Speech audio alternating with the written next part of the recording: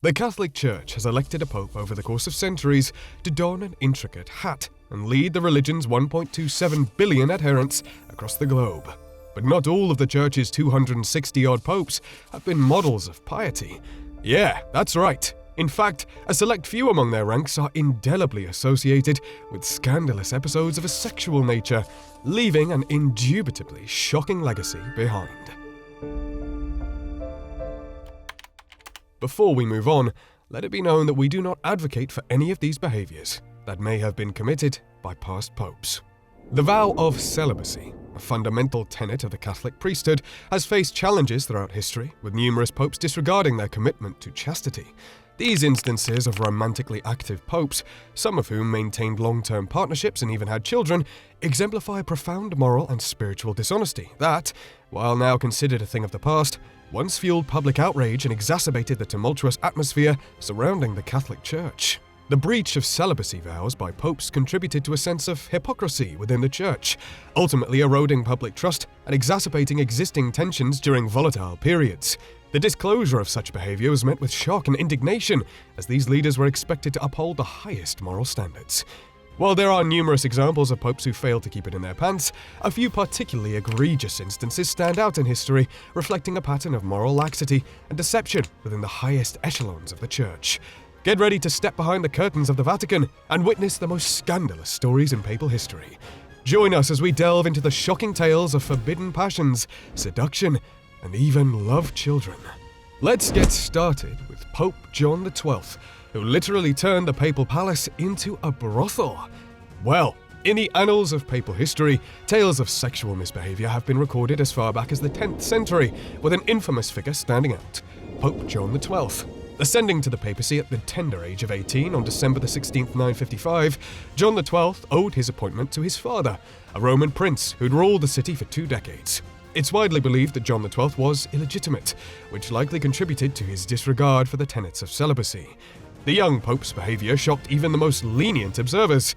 Reports suggest that he engaged in incestuous relationships with his own family, 2 of his sisters, in fact, crossing boundaries that were deemed unthinkable. Furthermore, John XII purportedly transformed the papal palace into a den of debauchery, where scandalous activities ran rampant. The sacred halls of the Vatican became a notorious brothel under his rule, tarnishing the image of the Church and its spiritual leader. It is worth noting that during John XII's time, the power dynamics within the Church and the political landscape were complex, which could have influenced the handling of any potential misconduct. However, his licentious lifestyle was not without consequences. Legend has it that his untimely demise in 964 was brought about by a jealous husband who discovered the Pope engaging in an adulterous affair with his wife. The vengeful husband's rage culminated in an act of violence that claimed the life of the wayward pontiff. Anyway, moving on to a demon from hell in the disguise of a priest. Yeah, you got that right. It's Pope Benedict IX. So, Pope Benedict IX, who reigned as the Bishop of Rome on 3 separate occasions in the 11th century, is remembered not only for his controversial papal reigns, but also for his disgraceful sexual life. Benedict IX, born Theophylactus of Tusculum, ascended to the papal throne at a young age, and his actions throughout his tenure tarnished the reputation of the Holy See. Historical accounts describe Benedict IX as a licentious and immoral individual. He indulged in debauchery, engaging in numerous affairs and leading an openly promiscuous lifestyle. He was known to organize orgies within the Vatican, inviting both men and women to partake in his scandalous activities. Benedict IX's sexual exploits were not confined to consensual relationships alone. Disturbing reports claim that he engaged in acts of sexual violence and abuse, taking advantage of his position of power to exploit others. These acts not only violated the trust placed in him as the spiritual leader of the Catholic Church, but also betrayed the moral principles that the papacy represents. The shameful sexual life of Pope Benedict IX ultimately led to widespread condemnation and contributed to the erosion of the papacy's prestige and authority during his reign. His actions stood in stark contrast to the teachings of Christianity, further alienating the faithful and damaging the Church's reputation. However, despite the passage of centuries, his legacy remains a dark stain in the history of the papacy, a reminder of the fallibility of even the highest religious figures. For your information, homosexuality has often been considered shameful by specific religious institutions and segments of society throughout history. Both the Church and some individuals in different time periods held negative attitudes towards same-sex relationships. Getting to Sixtus IV, who got embroiled in a sex and nepotism scandal involving his nephew.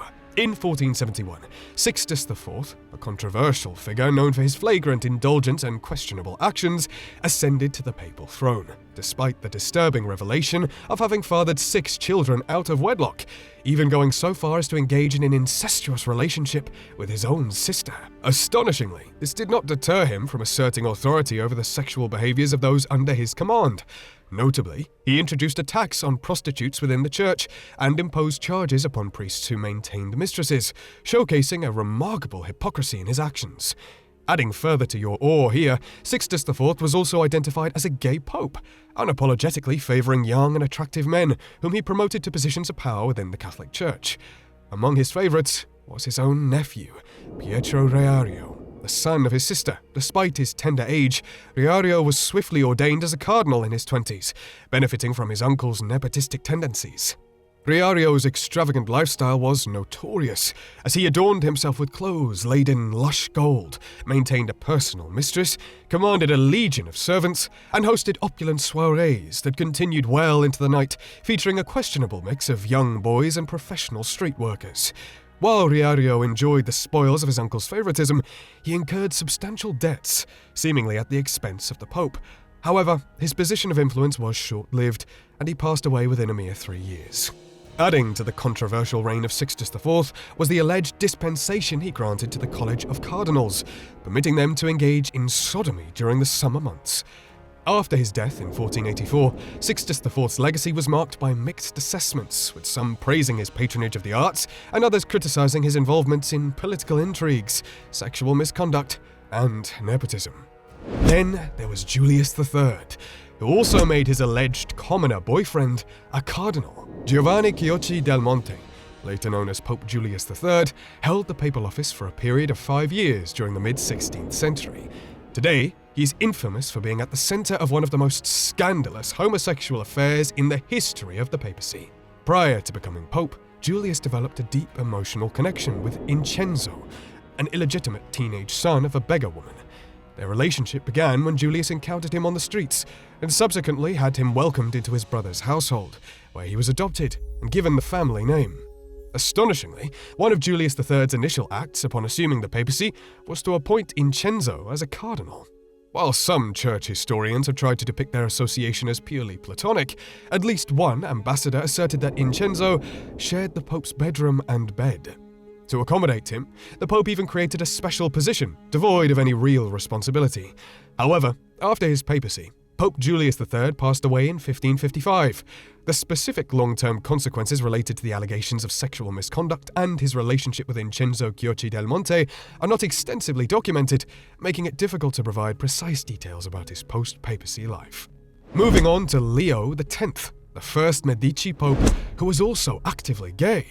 Following the papacy of Julius II, Leo X ascended to the position as the first Medici Pope, being the son of Lorenzo Medici, commonly known as Il Magnifico. Prior to his papal reign, Leo X received a cautionary message from his father regarding the licentious environment of Rome, emphasizing the need for gratitude towards God and the necessity of leading a pious, chaste, and exemplary life to repay divine favor.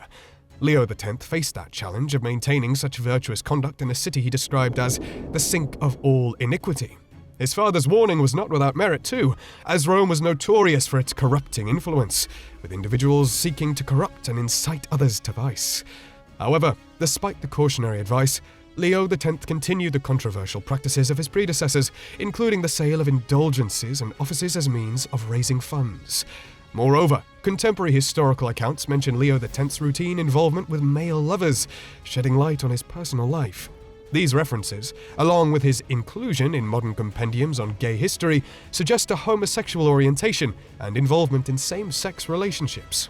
Such revelations add further complexity to Leo X's papacy, highlighting a contradiction between his personal behavior and the expected moral standards of the Catholic Church.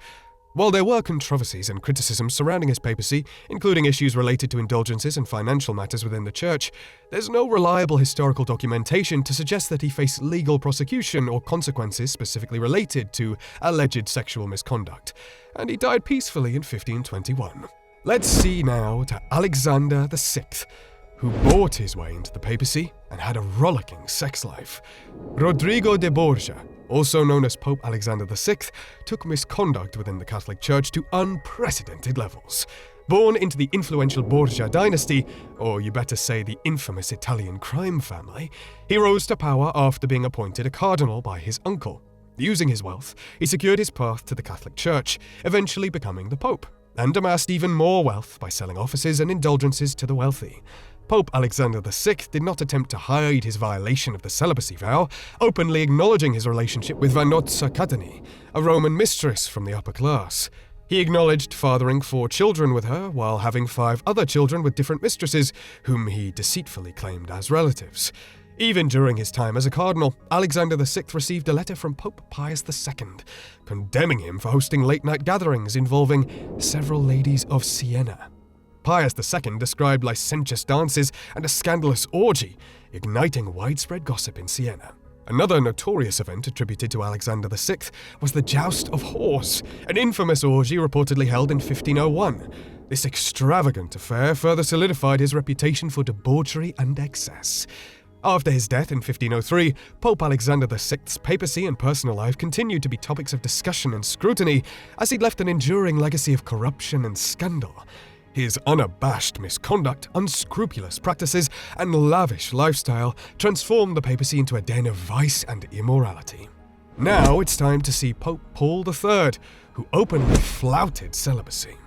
Alessandro Farnese, known as Pope Paul III, belonged to the influential Italian Farnese family, renowned during the Renaissance for their wealth and power.